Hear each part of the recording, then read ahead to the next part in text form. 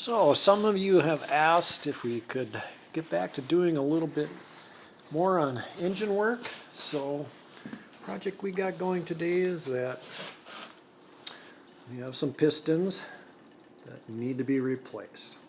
And this is actually one of the better ones.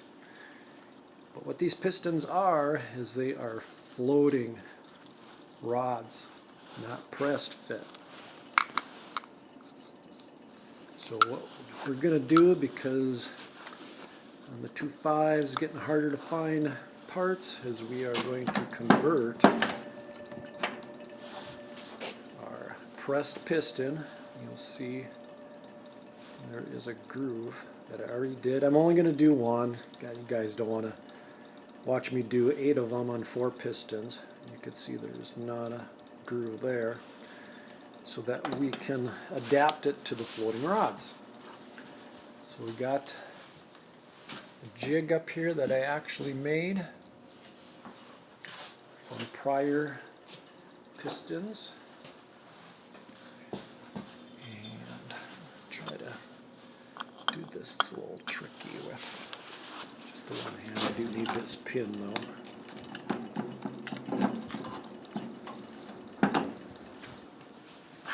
So this boron here is the same size as this pin.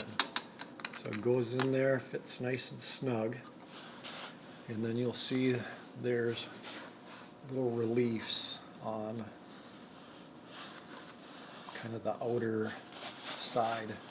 When this piston gets slid on there, get this to stand up.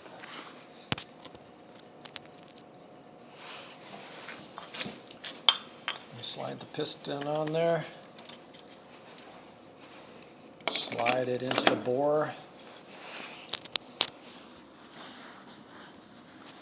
and then we're going to line it up with the bosses so that it sits,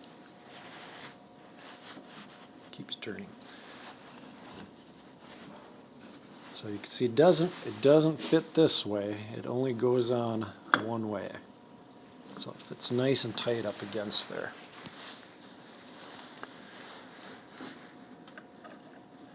Then there is a threaded rod. There's a cap put on there, and a nut.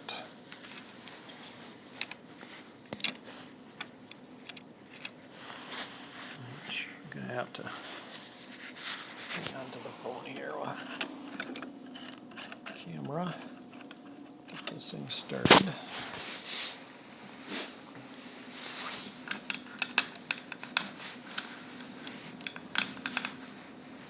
And we'll snug it down.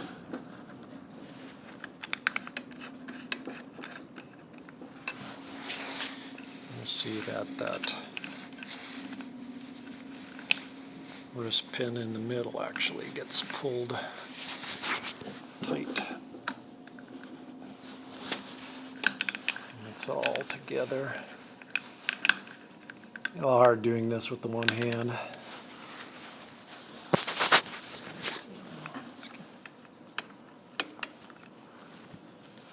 Alright.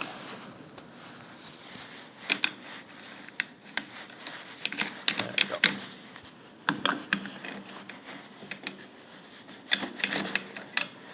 Just get her down snug. Shouldn't have to be super tight. I'm just putting a 100,000th groove.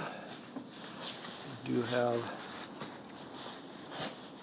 snap rings that, these are actually not bought from Summit or anything for replacement holders. They're literally 7/8 snap rings that I bought at Menards.